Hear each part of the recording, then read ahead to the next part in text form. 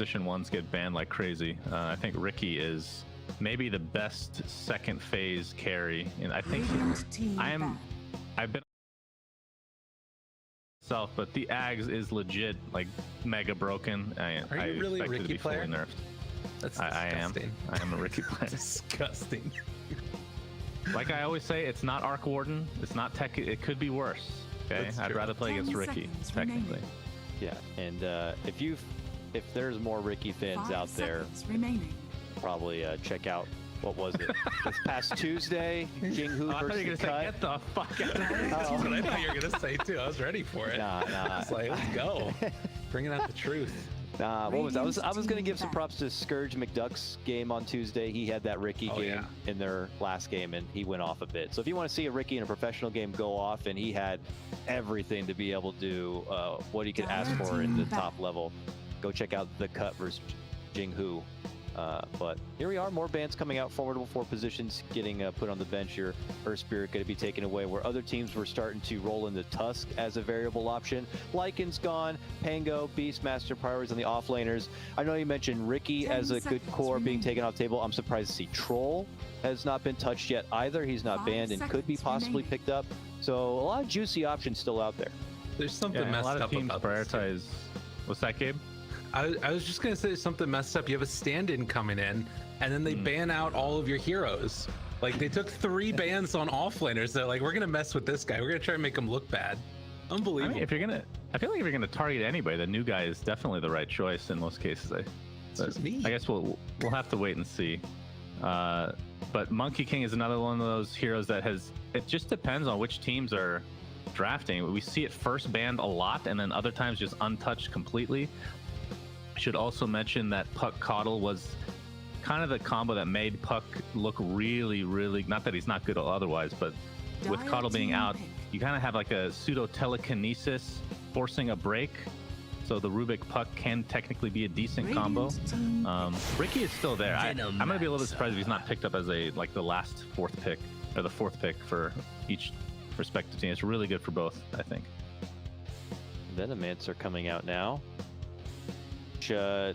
Don't know if that's any sort of direct counter to anything Undying have picked up, or if maybe they're trying to eliminate a bit of the hero pool options there, but he's great in his own right. He's been dabbling more in that support position, so I'm not sure if this is their 5 right away as like someone to push out the side lanes and be annoying and cancel blinks, but our response Enchantress comes out.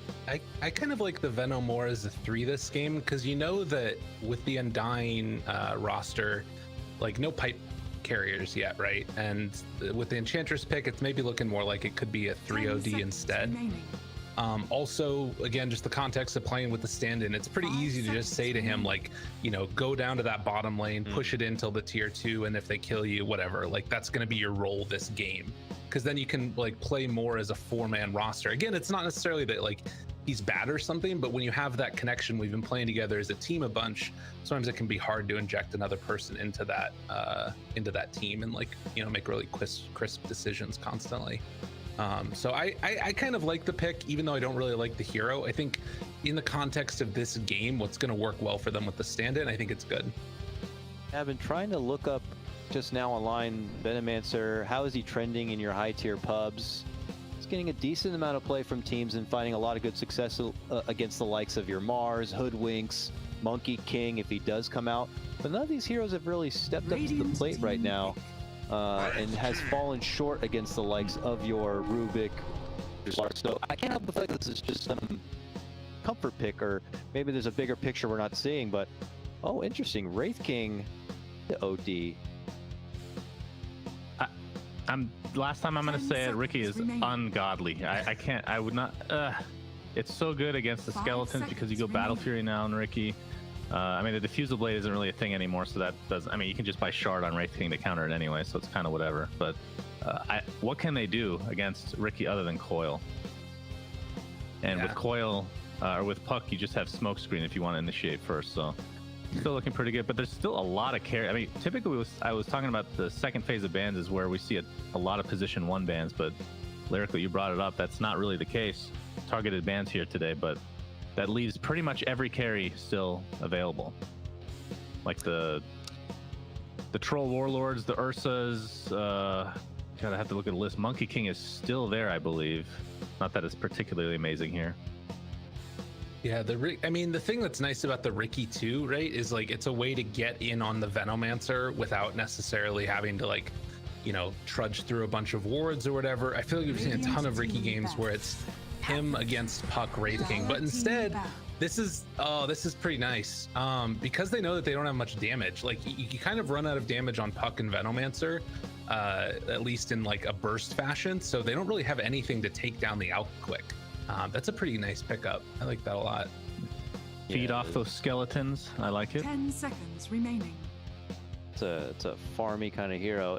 I had a fun little bit with Tomato on that interview because he had mentioned something a bit unorthodox, I imagine, for most Dota players. He said in his previous week's lead-up preparation in that matchup, which they had last week, I can't remember now who it was against. Maybe it was Black and Yellow, but Tomato did not play any Dota the day before the competition match. So that way he was just that much more hungry for Dota. And if you guys don't remember, he went like 20-0 across the 2 games. He didn't die once. So I'm curious if he did the same thing this week. Huh. And I should take that advice. He's going to play Alchemist, I'm imagining. So look for him to really be farm driven and try to make a big play in this.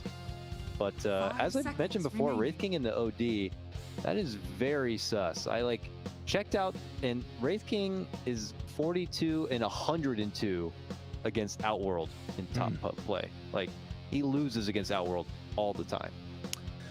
So yeah, it's Radiant team pick. a bit of a wild grab.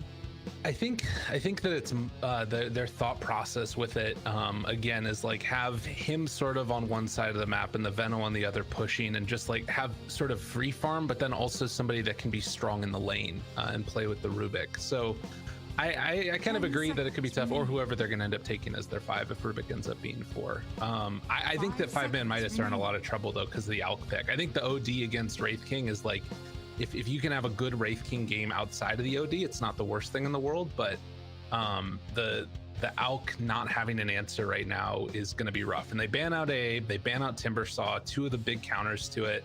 And now I think you just take something sort of safe here. You can either go for a 5 or a 4. I guess hypothetically a 3 if you want it also, but I don't know, something to ensure that Alk has a good lane. I mean, they do have a flex lineup, right? OD could be the 5. Enchantress obviously is support. Void Spirit could play mid or off lane. Alchemist typically the 1 these days, but I've seen it off lane, and obviously mid was the original lane for that hero, but it will be the Shaman. So how does this hero get through? I don't know. It's like, oh my god, this is such a sleeper draft. I think even the teams are kind of like, oh wow, there's a lot of potent options still out there that we didn't even consider. But yeah, Shaman, who's been platinum tier support as of recent with all the love he's been getting, 10 seconds creeps remaining. in somehow 5th pick. God, I don't know how you do this. 5 seconds they have remaining. push for lanes, they have creeps for lanes, they have serpent wards for lanes. So I like their lineup a Now lot. select your heroes. Ooh, that's And a they're gonna bit end up with a different. Florida our last pick. All right, take it in real quick, gentlemen, because we got to throw it over. But with the time we have, can I get your predictions on game number 1, 5ManMidas Undying, Suns fan? I'm gonna go Undying for no particular reason other than I think they're just a better team. Okay, all right. I'm gonna go Undying as well. I think this Alk is just gonna be a monster, and if he doesn't die in the lanes, he's not dying in the game. My thought. All right, good stuff, gentlemen. We'll go ahead and send it to a quick break, but when we return, we got Gabe over there back on the mic again, and he'll be joined by Gods.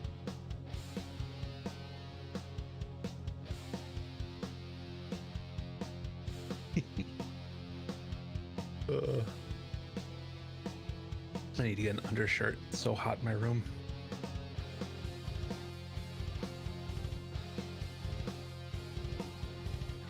Maybe.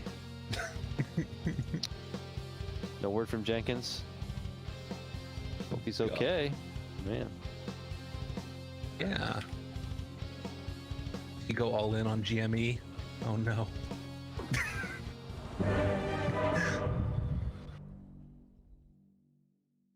Okay.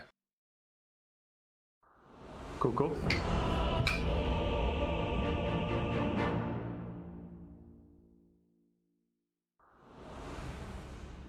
Oh.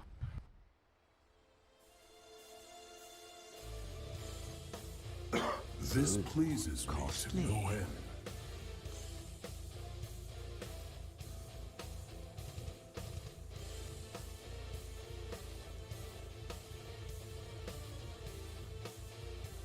Thank you so much, Dakota and me on the panel. I am back again. Parker, how you doing?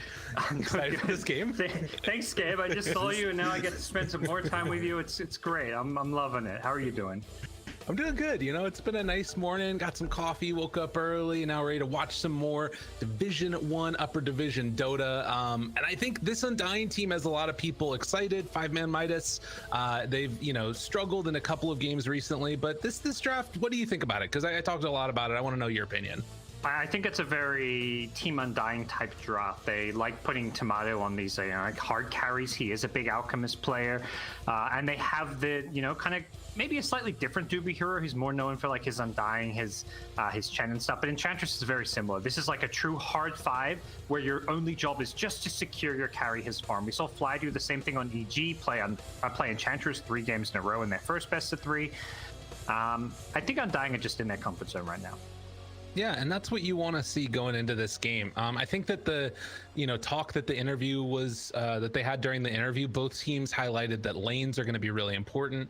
With that Alk pick last, they want to ensure that they had an okay start to his laning stage, and it does already look like there's a lot of people down here, likely just going to secure the runes. But I guess, do you think that like Slardar Rubik, or if it ends up being Slardar Venomancer, is enough to try and shut him down early? Yeah, I don't know about shut him down, but it's enough to put pressure. I like the Slaughter pick. It's this hero that was pretty much designed to give them a strong lane. I think 5ManMidas, we saw it in their interviews where they feel like their way to beat a more experienced, more, I guess, just more talented team as far as not individual plays, but as far as just team players. These guys have played at the top level of Dota. The way to win for them is to win lanes and just keep their lead. So they're going to basically be all in on this laning stage. Well, and we saw that in their most recent game. I think that they got off to a bad start in game number 2, and they ended up GGing out at 16 minutes, even though, you know, there was still potentially chance to get back into it. They realized, hey, it's, if the way that we've drafted at the very least is not going to work. You can see some wards drop down there. I think it's, you know, the comebacks you see are generally going to be from, like, you know, if a team like an EG Quincy crew falls behind against a team that beats them in the lanes, those are the teams that will come back because they play the mid to late game so well. Right. But the inexperienced teams sometimes struggle in the mid game, knowing when to use their smokes, how to move around the map. True. Duffy getting a little bit of the treatment there. They were able to put some counter pressure onto the Alk as well, and up top Lies being pressured back. So early goings, at least here, doesn't look like anybody's getting completely zoned out. Yeah. The big thing happening bottom is they're blocking both camps. Despite Enchantress having a sentry, Rubik body blocked one camp and Slardar body blocked the other. Very rarely do you see both heroes block a different camp each. Usually it's just the support. So they are all in on stopping Dubu from getting any creeps early on. Definitely. So 27 and 21 for him. And no prior games on the hero. Interesting. So taking something a little bit unorthodox, but at least in this game, you know, amping up that minus armor whenever possible and pairing that together with a big bad carry in the Wraith King, who is going to be going on him up top lane now. Saberlight taking a lot of damage. His shoe punches him down, and well, the slow damage over time. Oh, nice. Well played. Moon got a big right click. Yeah, the Skellies with the slow there. 5ManMidas, unfortunate they don't get the first blood, and for OD you kind of get to reset your lane a little bit, although not a hero that's looking to go back to base and pick up new items. He's just wanting to rush that Meteor Hammer as soon as possible, but he is going to TP up with the Shaman's Boots and some Tangos. Down bottom instead is Aegster that's able to pick it up, and now extra damage right now onto Dubu, trying to get the kill. Tomato picks it up with the acid spray as the rundown continues, and eventually they kill it off. So Duffy able to get involved early. Nice bit of play from the 5ManMidas off lane. I'm still a little concerned, you know. Winning these clashes is one thing, but they're not securing the farm and CS. Only 5 CS so far on Duffy. Doobu's done a really good job of just zoning and bullying back the Slardar. So even though they lose the kill trade, it is still Alchemist getting good CS early on. This is something that we've seen a couple of different times. Is up top again. They're trying to go onto Saberlight. Shu continuing these right clicks, and now he might have cloned a little bit too close to the sun there. Still a lot of damage onto the OD, as he only has 2 tangos left. Skeletons keep on pummeling him. But yeah, the CS battle is definitely where you're going to start to see things fall off a little bit. Yeah, mid lane's gone slightly Brile favored, but not dominatingly in his favor. We'll have to see how the 4-minute runes come into play. That's where both Void Spirit and Puck could see a big kind of boost in their laning dominance, but back at bottom, more aggression. Yep, and the 2 points up in the acid spray. The chase down coming from the creep. Man, that Hellbear Smasher's got a lot of value out of it, and a big creep wave going underneath the tower. Slardar's gonna miss some of this. Yep, it's not coming back in time. Make sure you know the Rubik's, he's happy, but that's not really what you were hoping for. Slardar will miss pretty much the entire creep wave. 4-minute runes coming up though, and we'll see whether or not Void Spirit or Puck gets it. Both of those heroes with an empty bottle. Oh, and where is it going to spawn? It's down bottom. RRL gets a little bit of love right there. Brile wanted to guess, you know, if you don't gamble, Puck can always kind of beat you to the room with an orb, so plays the 50-50 trade, loses it. Back at top though, Moon in some trouble. He's going to get denied again. Saberlight. They just hurt each other, but it works out. Yeah, that's I feel like this is a serious problem with Veno as a 5 in the support role, is just how easy it is to deny against him, because, I mean, Veno is never going to be able to get the last hit on kills. You need basically an ally in your lane who can secure that last hit, which Wraith King is also not good at. Yeah, that's part of the reason why I was thinking that it was going to be like a 3 Veno or something, playing down bottom, just spamming out wards or whatever, but we'll see how it ends up working out. It's still going to be a ton of magical damage, and like I talked about earlier, there isn't that clear-cut pipe builder, but Lies could throw out the stun here if he wants to. A little banishment as the battle continues, and Shu taking a lot of that right-click damage. He's going to have to salve up, but he gets the bounty rune for his troubles. Yep, and it looks like Brile's going to be able to grab the other one to refill his bottle, so that'll at least help him out a little bit in this mid lane, where he still is now 10 CS ahead of the Puck, so he's starting to pull ahead more and more. Brile just, you know, showing his prowess as one of NA's best mid laners. You know, another bit of damage coming in onto Saberlight, but Moon with the big hands gonna keep a hold of Shu for the moment, and he's eventually gonna fall. Yep. Again. Yeah, this, I mean, OD's just a hard her to kill. 900 health, 8 armor, like, and it's mostly physical damage that they're dishing out. Just like sitting pretty with the ring of health the whole time too, so you can just keep chilling as Saberlight thought about going a little bit onto Lies there, but Moon just using his mana pool for not all that much.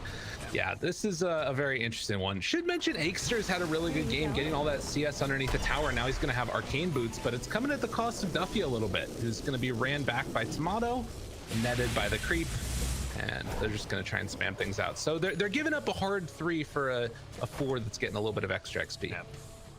I'm very concerned for them though, because they drafted Slardar as a hero to win them the lane, and that just hasn't happened. This is Slardar as a hero. If you're struggling playing from behind, you just feel like you can't do a whole lot. You need items on Slardar. No.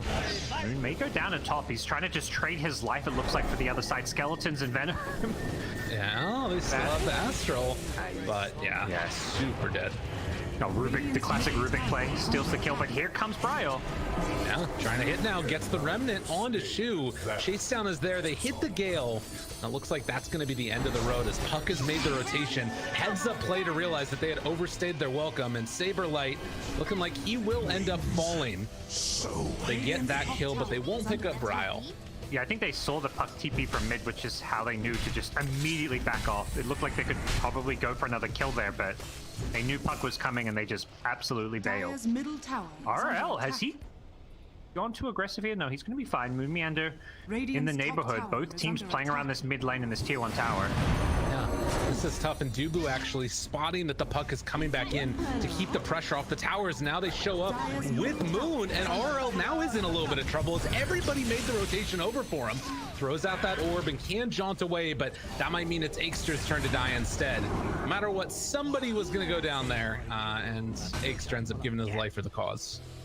I think luckily for RL on the puck, Bryle's spells were on cooldown. He'd used the Aether Remnant mid lane to pressure the Wraith King, so luckily for puck, there was no Void Spirit aggression, but still, it's Undying who win the trade, get another kill. They're up 2k gold with an Alchemist who is more or less free farming so far, already well on the way to his Battle Fury. And that's really, I think, the thing to keep in mind, right? Is it was like all those rotations up top and then running back mid, and nobody's looking at Tomato. Tomato's just happy as a clam, off in the jungle doing what he wants to do, and looks like it's going to continue being that way. You know, this rotation wraparound for Shu, we'll see if they end up TPing some people in response or not. Yeah, they want to pressure this tower with the Meteor Hammer now. Moon may have overstayed his welcome, though. Yet again. This is a nice play from 5ManMidas. And a deny. Yet again. Here it comes. Lift up, maybe? No. Doesn't have it. Beatdown commences. Saberlight finds the kill. They're going to come back in with the puck again, trying to take down Saberlight. He does have sanities. Looking for a deny now by the creeps. Not going to happen. If you can. Wow, man, these Venno denies. It's like the third one this game. Yeah. Fourth one? I don't know. That's crazy. Feels bad. Feels really, really bad. Yeah, you and took like this... right now, 73 last hits on Tomato at 9 minutes. Like, boy is farming. Feels bad. And then yeah, you kind of take a look at the Wraith King, for example, and it's like, well, he's you know, he's got an arm like Midas queued up, and he's not very close to it. Oof. And OD is now fully online. All you need is this Meteor Hammer, and you can go around making kills. It looks like he wants to go on Duffy here. The Astral to start it all off. Meteor Hammer afterwards. Dubu's in the area. Doesn't time it right, actually. Dude does not have a big mana pool, though. Yeah, and he just gets gobbled up. Now Bryle moves in as well. They take down another. Akester wants to keep him alive. Does not quite have level 6, though, so no spell steals available. Another banishment now onto some creeps. He's got a little bit more. Now he gets it. Now trying to save, maybe with another Astral. Astral's them, and looks like Lies is barely, because he get a Hadouken. All right, he's dead. They got him. Well played by Undying. Everyone's just chilling out in the Nether Realm when it's Rubik versus OD. True. Dire's bottom tower is Moon under runs over, sneaks the bounty rune, and now just going to shackles up the puck. I don't think he's going to get anything out from this, but they will at least get the bounty. top tower is under attack. Yep. Puck gets some more Urn charges. Bit of an unconventional Puck build, seeing the Urn pickup. I guess you don't have a good teammate to go for it unless Slardar does, so... I don't hate this. The Spirit Vessel does have a lot of value against Alchemist, but at the same time, I don't think you want to rush a Spirit Vessel on Puck. It's just a big gold investment. Yeah, it's a tough one. He might go for it after bots or something, potentially, but like you said, yeah, there's some problems with that as well. This Puck needs to be the one, like, making a lot of plays. Probably finding with Slaughter, even though Slaughter's had a rough time. I think these are the two strongest heroes on the Dire side, so probably Puck and Slaughter just need to defend every tower, try and make some plays happen. Alchemist is just kind of too deep farming that you can't really stop him now, but you've got to try and make some wins elsewhere on the map happen for your team. And this is not the way to do it. No. Shackles come out, Lies, long duration on that ulti as the stun is there. One final touch is all they need. Dropping wards, goes for the wraparound. Lies, hide in the trees. Do they know where he's at? They don't see him. Now jumps back the other way, and the wards are going to eventually kill him. That was amazing. I loved it. style points as far as deaths go. That was a pretty impressive death. Dire structures are definitely showing some nice moves. But see if 5Midas can get this bottom tier on tower. Dubu doing his own moves, hiding in the trees here. Maybe he just goes for like a... Oh no, he's just going to reveal himself. Okay. Well, they do have Akester coming down bottom again, but it's not an easy kill onto Dubu if you don't have coil, but I guess they do, so maybe they can just go on him here. Summon the creeps, pulls back the attention. I think, yeah, coiling the Enchantress doesn't feel good, because that's when, like, they may TP into defend it with OD and Void Spirit. Right. And Dubu, one man defending a tier 1 tower here. We'll get going on. And here come the TPs though. And the heals. He's living. That raindrop saving lives, walking away, and one more punch is going to do it to him as they find the Hex onto Inkster afterwards. And now the rundown. Duffy tries to get the jump away, but Bryle on his butt, and they find that finish as well. So 2 for 1. Dubu will take that every day. Yeah. You know, I mean, once you commit those spells, I mean, it was just like an illusionary orb and a telekinesis fade bolt, but it basically means that Void Spirit OD who are TPing in, there's no damage. You can't deal with these heroes when you don't have your nukes. And with that Undying, not just getting kills, but they're going to get this tier 1 bottom tower. Even though it does get glyphed, I imagine we'll see them try and commit to this one. Right. And I mean, one of the at least nice things about Shu here, he's been able to get level 7, so 4 points in Plague Wards. Does make this a little bit less palatable for Undying, but like you said, with the Meteor Hammer, it's a pretty easy knockdown. Although Inkster's showing up also. Yeah, they're going to keep the tower alive for now. It's pretty nice. What is this build we're seeing from Alchemist? Sanj into Heart, going for all the HP regen. God.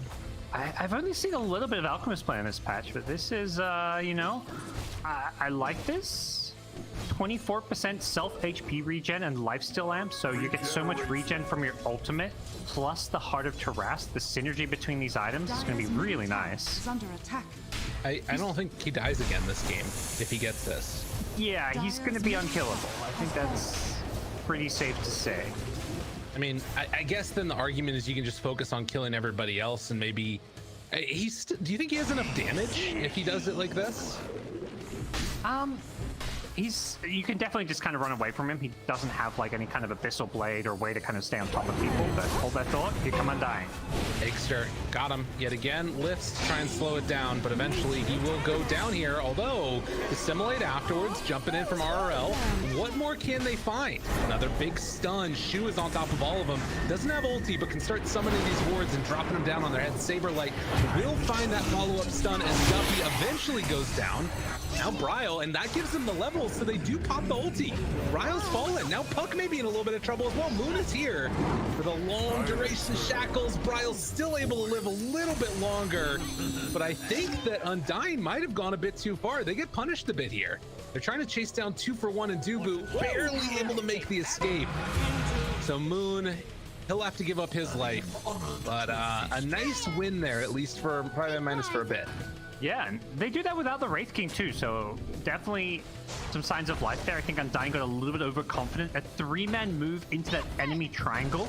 Shadow Shaman was sitting at the bottom tier 1 tower, so they were in a 3v4 fight. They only find a support, and Puck catches 2 of the Dream Coil, so really good response from 5ManMidas. At the same time, you know, Undying probably says, okay, not the best outcome, but we've still got a free farming Alchemist. Are you really that concerned about what's going on? He picks up the Sanj and Yasha, so it's not just a casual Sanj. He wants the full Sanj and Yasha, but he does still have that Heart of Taras queued up. We'll see if he goes for it. I think that it's probably fine either way, just based off how much farm he has. I mean, this guy is super stacked up, almost double the net worth of the next highest in the game, as they will lose their tier 1 tower, and the rest, 5ManMidas running on out. Who are they gonna find? Oh, Bryle's been caught in coil. Yeah, and Bryle, he's just dead. I will. Great catch. Yeah. I mean, it's a 9k gold lead, which is a pretty massive gold lead for 16 minutes in, but that's often the case with Alchemist games where you're playing from a gold deficit, and all you've got to do is kind of weather the storm in the mid game, because your Wraith King, once he comes online, you know, things can change very quickly, and they're getting kill after kill. They find Dubu as well. Possibly some pressure on a tier 2 tower now. Kind of smoke up immediately afterwards. If there's one thing that's really good about this lineup, they don't have much that they need to actually just go for people. You know, maybe a coil is pretty necessary, but depending upon the person, you know, you find Samato, there's a chance if he's completely alone and like you run into him with everybody, maybe you could do something, as they're gonna set up and try and take this mid tier 1 tower. It looks like Dagger ready. Doesn't look like they're gonna go on the Alchemist. He's just a little bit too tanky, and they don't have the Spirit Vessel yet. No Dream Coil for 12 seconds. Can Slaughter find a good initiation? They're going to back off. It looks like they want to at least wait for the Dream Coil. And Alchemist can fight at this stage, and they will catch Veno. Yeah, That's a pretty easy one there. Although at the same time they blow up Dubu very rapidly there, and the Meteor Hammer afterwards onto Aikster. So the final tally ends up being a 2-for-1 in a bit of a weird way. I think Undying are learning. They just need to bring numbers. You know, they lost that previous fight because it was 3v4. They're happy to, I think, recognize that it's kind of perhaps time for Tomato to show up to some of these fights, even if he's not able to stay on heroes that well, just to kind of be there to deter 5ManMidas from playing too aggressive. Right. We will see Wraith King Lies going for an Armlet Deso build, trying to synergize his item build with the Slaughter, going for all kind of single target physical damage. Yeah, that definitely feels like what they need. You have to kind of have that burst potential against the Alchemist, and in lieu of I mean, they have magical damage, but it's like, you know, Veno magical damage. It's for everybody else besides the Alch, pretty much. It just tickles them. Yeah, Alch is kind of like, in many ways, a hard counter to Veno because he's got that sustain from HP regen against this slow damage over time. Is under attack. Here come 5ManMidas. They're smoking up. They need to find a big kill off of this. I feel like someone like either Brile or Tomato is kind of the ideal targets, and they may find two up here. This is really good if they can secure this one. Lift afterwards. Brile mega dead. Can they get Saberlight though? No, he's away. So they get a nice pick off, again, lowering that lead a little bit, finding ways for this Wraith King to get a little bit of catch-up time. And I don't know, do Undying kind of need to keep making moves right now, or are they comfortable with the state of the game? They're pretty comfortable, and I think they're kind of basically, with their play, making a statement that we don't care if you pick apart our OD and our Void Spirit, as long as our Alchemist is free farming, we're playing for that like 6-slotted Alch timing. Not to mention then he can start pulling Aghanim Scepters to teammates. Void Spirit's got one queued up, but I feel like with how farmed the Alch is, he may be able to start pulling Ags pretty early on. That would be really nice. Well, a 20-minute mark coming up pretty soon here. No tier 2 towers taken as of yet, so will be a trade-off with bounty runes. Always something interesting to watch as the smoke out is coming. Don't think that was under any vision. And 5ManMidas are a bit spread out. If RRL, okay, no, they're going to the triangle. That's where Lies is. Or nope, I don't know where they're going. We'll see in a second. Probably gonna get some wards down here. Dubu, yeah, he's gonna catch Lies. And there it is. That's the Hex. Wards drop down, getting them, but the turnaround from Duffy, trying to make something happen here. Lies just walked out of the wards. Everybody gets hit by the ulti, and now Rubik, he's stolen Astral as well. This could end up looking kind of, but Tomato is so big.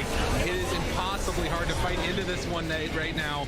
With two already dead, can they do anything else? Tries to kill the Enchantress, but it won't quite happen in time, and RRL wants to go for the jump away. They lost 3 for only the Shaman. Tough fight when Wraith King kind of survives the initial jump. Like that wasn't the problem for them. It was the fact that I think Undying made a really good recognition that, okay, the rest of the team's going to show up. Let's ignore the Wraith King. He's not the one who's a big damage threat. The problem is these other heroes, the supports, the Slardar. You let him get Corrosive Haze on everyone and start getting bashes, the Puck. They made sure they just kind of ignored the Wraith King till the end. And that's, I think, the way that you want to go about this. And probably it's the same type of thing for 5ManMidas. Ignore that Alchemist until you absolutely have to. There's the Spirit Vessel, but they just don't have the burst damage, I don't feel. Like, with this Wraith King, he's going to go Blink next, but even then, like, his physical damage is not enough against an Alch who now has an AC 30 armor on Alchemist. He is more than tanking up, harder to harass, yeah. Okay. Like, yeah, he's got a lot of HP regen, but he's also just got a lot of flat health and armor, so you're not bursting him, and you're also not killing him over time because of the HP regen. Yeah, I mean, also, don't forget, he's got that solid Ironwood branch in his inventory at Tomato as well. We'll see if he switches that one out or the heart for his Aegis he's about to pick up here. Actually, you know, I don't think you give the Aegis to Tomato. I really don't. I think you give it to, like, Saberlight or Brile. Yeah, I like it. I like the idea of putting on Brile, but it does look like Tomato's going to open up an item slot to pick it up. Unbelievable. I think it's the same. You know, it's kind of like let's play this safe, methodical. Let's play the standard Dota where we're going to give our carry high ground sieger the Aegis. He can then go hit buildings. We sit behind him. But I kind of think you're possibly right there, where you don't need to give it to Tomato because he is pretty unkillable, and you could give it to one of these playmakers. Maybe he's just gonna go Heart next, or Rapier next. Maybe that's what's gonna happen. Silence Down. now. Daylight going to set himself up to jump out afterwards if he wants, or just turn and fight. Blink back for the moment. Duffy gonna catch back onto Bryle. Where's your Aegis, man? We needed it. Dire's middle tower Whatever. is under Tomato attack. was near enough by that they might still go on this regardless. Oh, the double ward trap! There's no way out of it for them. They eat their way out, and now the chase down, not going to connect. All right, things are getting weird here. As the puck tries to jump and kill off Moon Meander, can't quite get him done. He will walk away afterwards. Yeah, it does feel like Undying's playing a little bit of a sloppy game. I think they kind of recognize, you know, they're probably thinking like, man, our Alk is so insanely farmed. Like, how do we lose this? So I think some of his teammates, like we saw Saberlight getting kind of caught alone. They did blink out, but then Bryle jumps in, gets caught. I think Bryle and Saberlight are just kind of playing a bit lackadaisically because of how farmed Tomato is. Like, they kind of recognize, like, you know, we should win this game. I don't have to play perfectly to win this game, and as a result, they're making mistakes. I think that it also, there's very curious people, and you know, you say, how do you lose this game? They want to find out. That's their mission in this one. Yeah.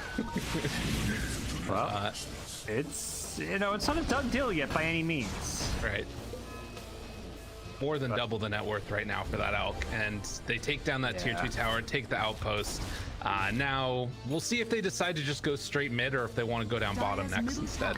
I think the scary thing with Alk is even when he gets he's going to be 6 slotted at what, 25, 26 minutes. It's the fact he can start pulling Ag Scepters, so it's not like you really completely cap off once you get 6 slotted. True. And I think that's the one where you can give the gold back to all of your allies as well, right?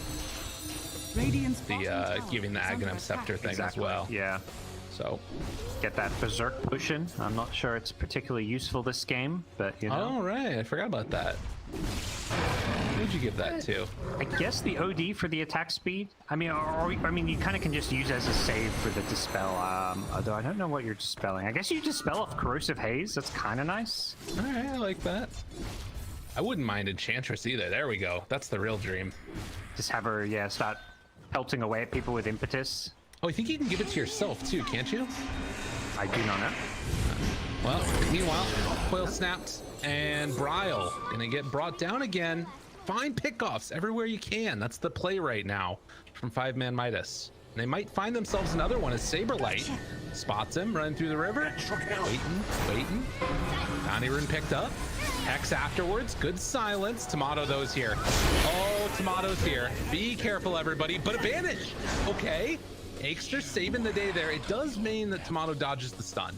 So everybody else has to back out. They get out without any casualties. Even the 5 Venom manages to escape. Really nicely done by 5ManMidas. They're playing, I mean, they talked about, like, you know, our mid game is perhaps where is the hardest part of the game for us, but they're playing the mid game far better than they played the early game right now. So definitely a good sign for them. They're still down 16k gold. Things still look pretty sketchy for them, but they're in some ways outplaying Undying. Yeah, they're making all the right moves. I think the big worry is, of course, have they been out-drafted, which, you know, will yet to be decided. But Saberlight walks on in and is going to beat Duffy to death. One last punch from Tomato does it. Not even an ulti form right now, and they're taking down Lies. They do have Berserker Chemical Rage now as the chase continues. The stun is there.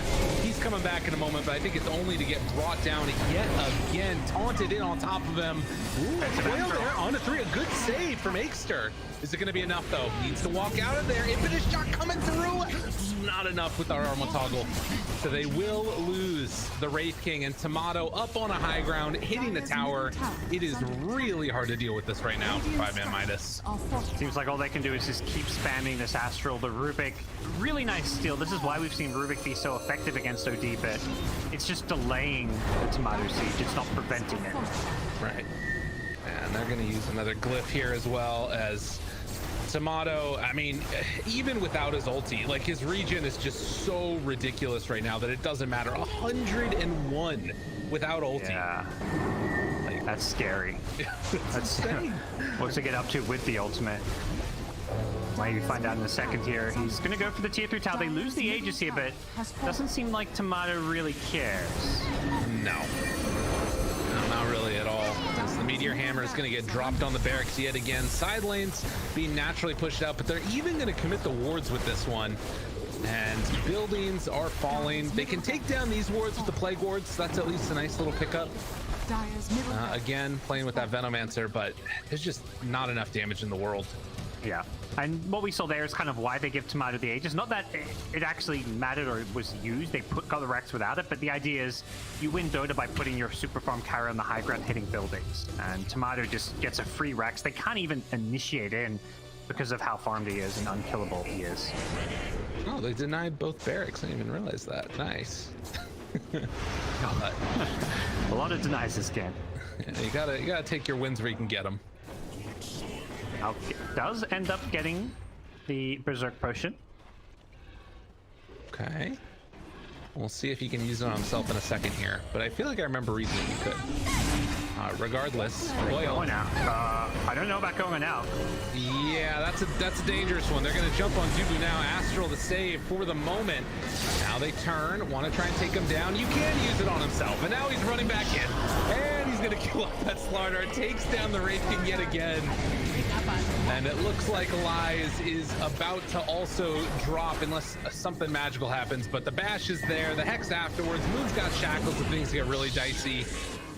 3 are dead, and Undying will just keep the pain train rolling. So unkillable. 4,000 health, had like 200 HP regen with the Berserk Potion, with the ultimate it's even more. Yeah, it's pretty crazy. I wonder how high it gets with... Okay, so ultimate's at 256 now. With a Berserk Potion, it's going to go up to like 300 plus health regen. That is, that's pretty insane. Yeah. There we go, 308. Well, and keep in mind, you can also take the 25 talent if you want. I think the movement speed is way better, probably. If you already got so much, there's like diminishing returns at a certain point. But yeah. It's, the memes, you know. That's a fair point. Is there any neutral item that will give you more HP regen? Paladin Sword, right? Oh my god. For the Elven Tunic has been insane for him though. That evasion has helped a lot. It's kind of made him even tankier, giving him free evasion. So yeah, good times for Tomato. He's played very well this game. I think overall Undying just knew they had a better overall strategy and draft, so they haven't played like flawless Dota by any means, but they're easily doing enough of the right things to get the win here.